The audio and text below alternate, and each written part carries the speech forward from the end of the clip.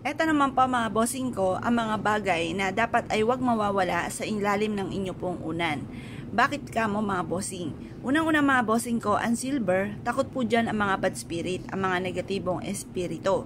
Kaya kung kayo po'y parang pakaramdam ninyo yung paborito ng kamalasan, kailangan mga bossing ko na meron kayong silver sa ilalim ng inyong unan. Kasi sabi nga po nila, habang ikaw ay natutulog, nagpapahinga ang inyong diwa, mas mabilis kang kakapitan ng mga bad spirit dahil wala kang proteksyon.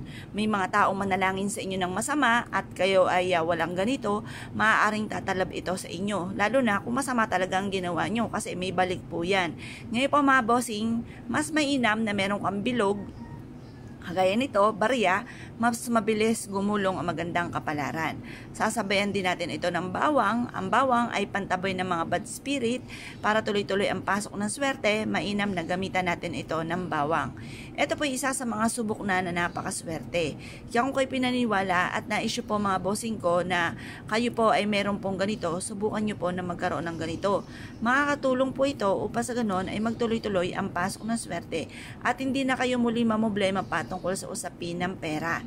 Kung naniniwala ka at na-issue po itong gawin, subukan nyo na po ito mga bossing ko, ang tambalang ito na ilagay sa ilalim ng inyo pong unan. Ang dulot nito ay napakaraming blessing, napakaraming swerte. Kung naniniwala po kayo at na-issue po itong gawin, subukan nyo na po ito. Gawin nyo ito ng mga bandang 6:30 hanggang alas 7, pero ibibilad natin ito sa sinag ng araw hanggang alas 8. Umarap ka sa gawin silangan at mag-wish.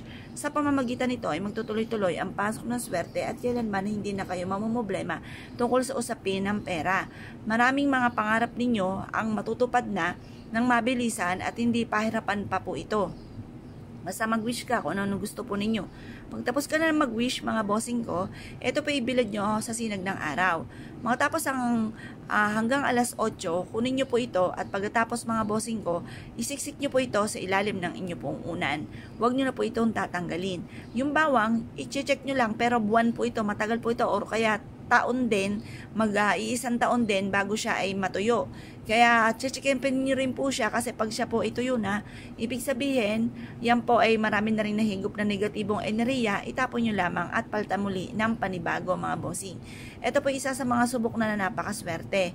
Kung naniniwala ka at naisyo po itong gawin, huwag na kayo magpatumpik-tumpik pa, proven po ito at mapapasin ninyo na iaadya ka naman kung saan lagi ikaw ay suswertihin. Kung naniniwala ka mga bossing, subukan nyo na ito ngayong araw na ito at maglaan ka ng ilang minuto at huwag nyo na muna itong ipagsasabi kahit kanino. Kasi ang mga ganitong mga pamamaraan ay sikreto lamang. Once may nakaalam at natakot ka agad sila na baka ikaw swertihin, mananalangin agad ito ng masama. Nakokontra ka agad ang inyong mga ninanais. Kaya mas mainam, isikreto nyo na lamang kung kayo ay gagawa ng ganito. Kung naniniwala ka at naisyo po itong gawin, ay siya mga bossing, good luck bossing niyo po lahat.